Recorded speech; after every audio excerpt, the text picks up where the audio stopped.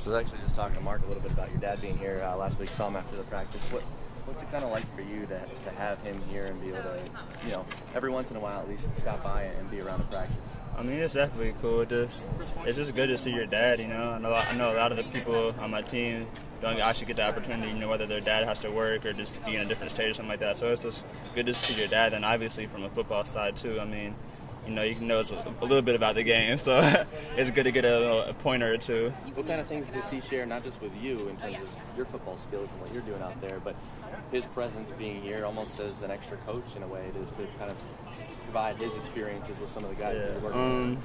He did a Bible study for the freshmen this summer, so a lot of the guys were at the house, and that was cool. And then he hasn't taught this year, but last year and the year before he came and spoke to the team during our character education time, and I could just tell a lot of the players just really wanted to talk to him and kind of pick his brain about it, his books and about playing in big games and all those kind of things. So it's definitely cool for me and for everybody on the team, really. I saw your dad on his website picked you guys versus Alabama in the national championship game.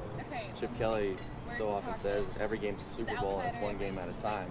How come that didn't spread down to you? I'm not sure. I got to talk to him about that. We got to win the day first and not worry about the next game down the road. Could you envision a national championship game against Alabama, though? I mean, they're a great team, but I don't know. I'm really just trying to get through fall camp right now, get through today, get through tomorrow and everything. But, I mean, that would be an honor to play them, especially since Philip Ely is one of their quarterbacks went to plant, so it'd be fun to play against. Cool.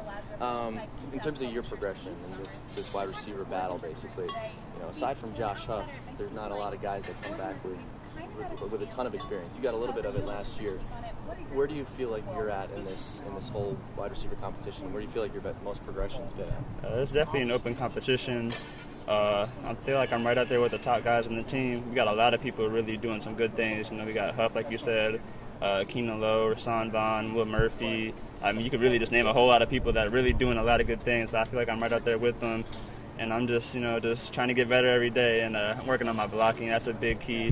When they say, you're not going to block, you're not going to play, they really mean it. It's not just oh, we're going to say it, we really mean it. So definitely been working on that. I feel like I've made a lot of strides in that area. How much do you feel like you're in this rotation, and potentially it seems like next week's really the week where you figure out which guys are going to be in that rotation playing a lot and contributing? Do you feel like you're in that mix? Yeah, I definitely think I won't say I've earned it, but I definitely have so far, performed pretty well, and so I wouldn't be surprised if I was up in that rotation when they made that decision. Cool. Thanks, appreciate it. Thanks for sticking.